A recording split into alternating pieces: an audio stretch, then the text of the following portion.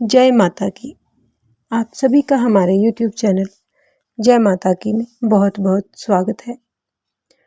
आज हम श्री महाशिव पुराण के पार्वती खंड में जो कथा हमने शुरू की है उस कड़ी के अंतर्गत आज हम अपनी इस कथा में इंद्र के द्वारा कामदेव को कैसे स्मरण किया गया और उनके साथ उनकी क्या क्या बातचीत हुई और इंद्र के कहने पर ही काम का शिव को मोहने के लिए अपने स्थान से प्रस्थान करने के लिए शिव को मोहने के लिए प्रस्थान करना, इन सब के बारे में जानेंगे।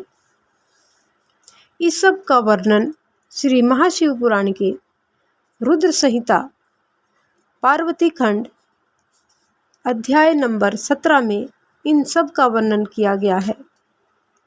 तो आज हम इन सब के बारे में जानेंगे।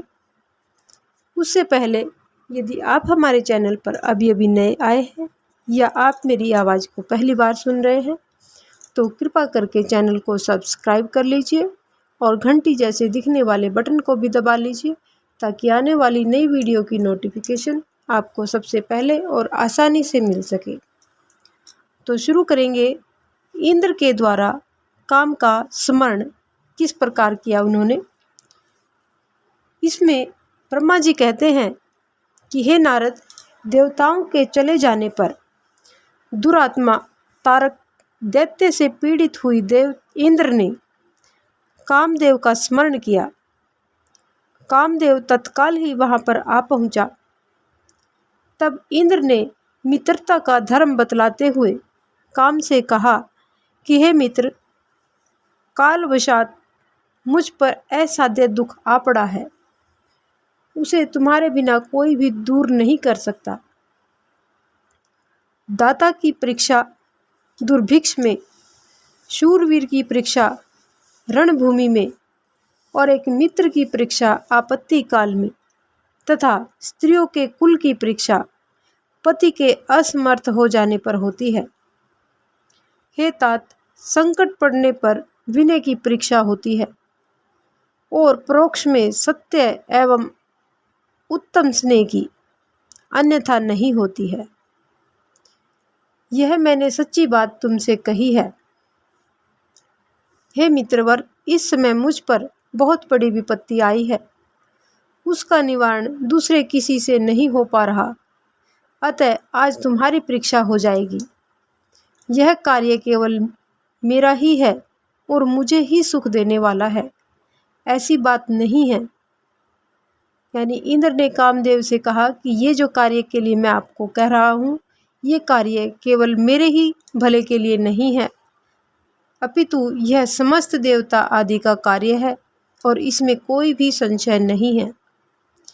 इंद्र की यह सब बातें सुनकर कामदेव मंद मंद मुस्कुराया और प्रेम पूर्ण गंभीर वाणी में बोला कि हे देवराज, आप ऐसी बात क्यों कहते हैं?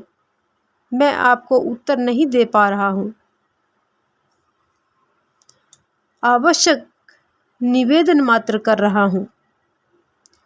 लोक में कौन उपकारी मित्र है और कौन बनावटी, यह स्वयं देखने की वस्तु है, किसी के कहने की नहीं है।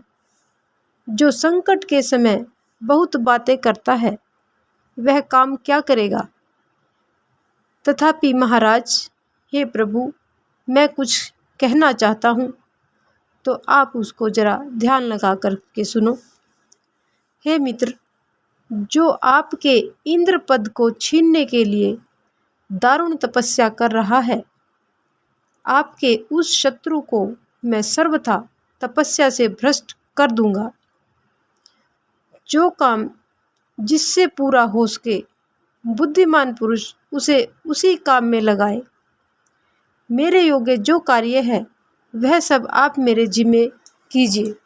यानी आप मेरे ऊपर जो कार्य मेरे करने लायक है उसकी जिम्मेवारी मुझ पर डालिए और मैं उस कार्य को पूर्ण करूँगा। ऐसा कामदेव ने इंद्र जी को कहा। ब्रह्मा जी आगे कहते हैं कि कामदेव का यह कथन सुनकर इंद्र बड़े ही प्रसन्न हुए। वे कामनियों को सुख देने वाले काम को प्रणाम करके उससे इस प्रकार बोले। इंद्र ने कहा कि हे तात कामदेव, मनोभव, मैंने अपने मन में जिस कार्य को पूर्ण करने का उद्देश्य रखा है उसे सिद्ध करने में केवल तुम ही समर्थ हो। दूसरे किसी से उस कार्य का होना संभव ही नहीं है। हे मित्रवर, मनोभव काम जिसके लिए आज तुम्हारे सहयोग की अपेक्षा हुई है उसे ठीक ठीक मैं बता रहा हूँ, ध्यान से सुनो। तारक नाम से प्रसिद्ध जो महान दैत्य है वह ब्रह्मा जी का अद्भुत वर पाकर अजय हो गया है और सभी को बहुत दुख पहुंचा रहा है। वह सारे संसार को पीड़ा दे रहा है। उसके द्वारा बारंबार धर्म का नाश हुआ है। उससे सब देवता और समस्त ऋषि दुखी हुए हैं। संपूर्ण देवताओं ने पहले उसके साथ अपनी पूरी शक्ति लगाकर युद्ध किया था, परंतु उसके ऊपर सभी अस्त्र शस्त्र निष्फल हो गए। जल के स्वामी वरुण का पाश टूट गया। श्री हरि का सुदर्शन चक्र भी वहां सफल नहीं हो सका। श्री विष्णु जी ने उसके कंठ पर चक्र चलाया, किंतु वह वहां पर कुंठित हो गया। ब्रह्मा जी ने महायोगीश्वर भगवान शंभु के वीर्य से उत्पन्न हुए बालक के हाथ से इस दुरात्मा दैत्य की मृत्यु बताई है। यह कार्य तुम्हें अच्छी तरह और प्रयत्न पूर्वक करना होगा। हे मित्रवर, उसके ही हो जाने से हम देवताओं को बड़ा सुख मिलेगा। भगवान शंभु गिरिराज हिमालय पर्वत पर उत्तम तपस्या में लगे हुए हैं। वे हमारे भी प्रभु हैं और कामना के वश में नहीं हैं। स्वतंत्र परमेश्वर हैं। भगवान शिव स्वतंत्र परमेश्वर हैं। मैंने सुना है कि गिरिराज नंदिनी पार्वती पिता की आज्ञा पाकर अपनी 2 सखियों के साथ उनके समीप रहकर उनकी सेवा में लीन रहती है। उनका यह प्रयत्न महादेव जी को पति रूप में प्राप्त करने के लिए ही है, परंतु भगवान शिव अपने मन को संयम और नियम से वश में रखते हैं। तुम्हें यह प्रयत्न करना होगा कि जिस भी तरीके से उनकी पार्वती में अत्यंत रुचि हो जाए उस कार्य को तुम्हें करना है। तुम्हें वैसा ही प्रयत्न करना चाहिए जिससे भगवान शिव की माँ पार्वती जो उनकी सेवा में लगी हुई है उनके प्रति रुचि हो जाए। यही कार्य करके तुम कृतार्थ हो जाओगे और हमारा सारा दुख, सारा दर्द, तकलीफ सब नष्ट हो जाएगी।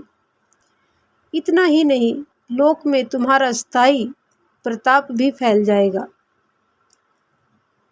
आगे ब्रह्मा जी कहते हैं कि हे नारद, इंद्र के ऐसा कहने पर कामदेव का मुखारविंद प्रसन्नता से खिल उठा। उसने देवराज से प्रेम पूर्वक कहा कि मैं इस कार्य को अवश्य करूँगा। इसमें कोई भी संशय नहीं है कि मैं इस कार्य को पूरे मन से और अपनी लगन से करूँगा। ऐसा कहकर शिव की माया से मोहित हुए काम ने उस कार्य के लिए स्वीकृति दे दी और शीघ्र ही उस कार्य का भार अपने सर पर ले लिया। वह अपनी पत्नी रति और वसंत को साथ ले बड़ी प्रसन्नता के साथ उस स्थान पर गया जहाँ साक्षात योगीश्वर भगवान शिव उत्तम तपस्या कर रहे थे। इस प्रकार से यह हमारा आज का अध्याय यहीं पर संपन्न होता है। आगे की कथा को हम अपनी अगली वीडियो में जानेंगे। यदि आपको हमारी ये कथा पसंद आए तो एक लाइक का बटन अवश्य दबाएं, और यदि आपको हमारी ये कथा पसंद नहीं आती है तो आप डिसलाइक का बटन भी दबा सकते हैं।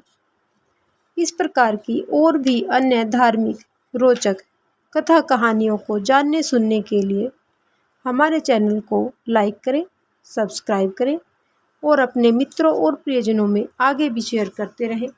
जय माता की।